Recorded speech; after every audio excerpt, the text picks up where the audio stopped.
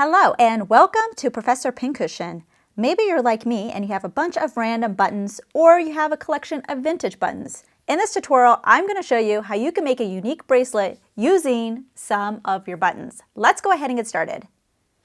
Here are some of the supplies I'm going to be using in order to create my bracelet. Now, we don't need a sewing machine. This is a non-sewing project. So we're going to give our sewing a little bit of a rest, but we will be using our buttons.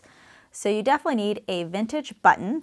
I'm using a flat button here and it's made out of plastic, but if you want to use a different type of button, like this one is a metal one and it has a shank, it doesn't mean that you can't use it. You just have to cut off the shank. So you're going to need wire cutters and you can just stick it on the end there and cut off the shank and then you'll have a flat bottom.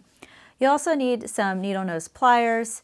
You'll need some jump rings. I have about 5 that I'm going to be using for my bracelet. Some eye pins, you need a couple of those. You need a chain a little bit longer than the size of your wrist, and I have another little vintage button here that I'm going to put on the end of my bracelet, and you can see I have a little shank on that one. That shank I'm going to keep on.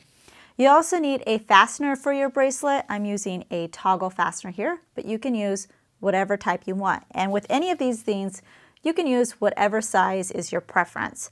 Also, don't forget, we're going to need some jewelry glue, and then I'm going to use just a scrap here. Now, this is leather, but you can use leather, vinyl, felt, whatever you have, a type of fabric that doesn't fray, that you can cut out to fit on the back of your button. So it should be a little bit smaller than your button size because this is going to protect the back once we start gluing our eye pins on.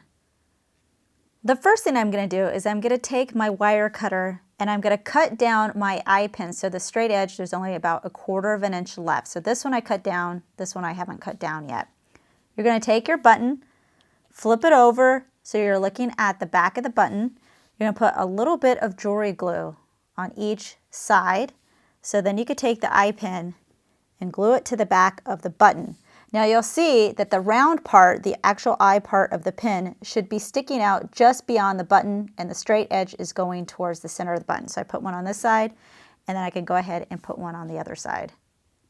Then you're going to take some more jewelry glue and you're going to put it around the button. So then you can take your little backing and glue it on there. So that's going to make our eye pins a little bit more secure and also is going to protect our skin. If you went with a different route and you actually used the shank button like I have here, you cut off the shank and sometimes you end up with a jagged edge. So if you provide a little backing, that'll just protect your skin a little bit better. The button has now been prepped and ready to be turned into a bracelet. Take a jump ring and with your needle nose pliers, pull it apart slightly. So just enough that you can take one of your eye pins and slip it onto the ring. Then take your chain and also slip it onto the jump ring.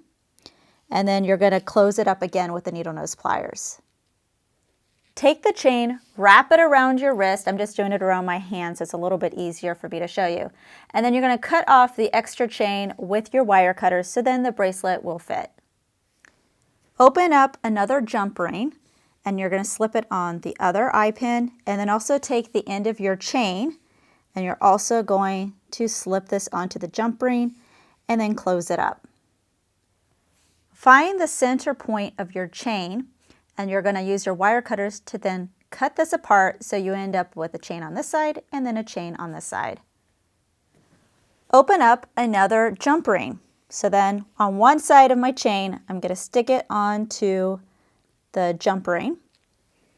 Then I'm going to grab 1/2 of my clasp. So this is my toggle clasp. I'm going to stick it onto that same jump ring and close it up.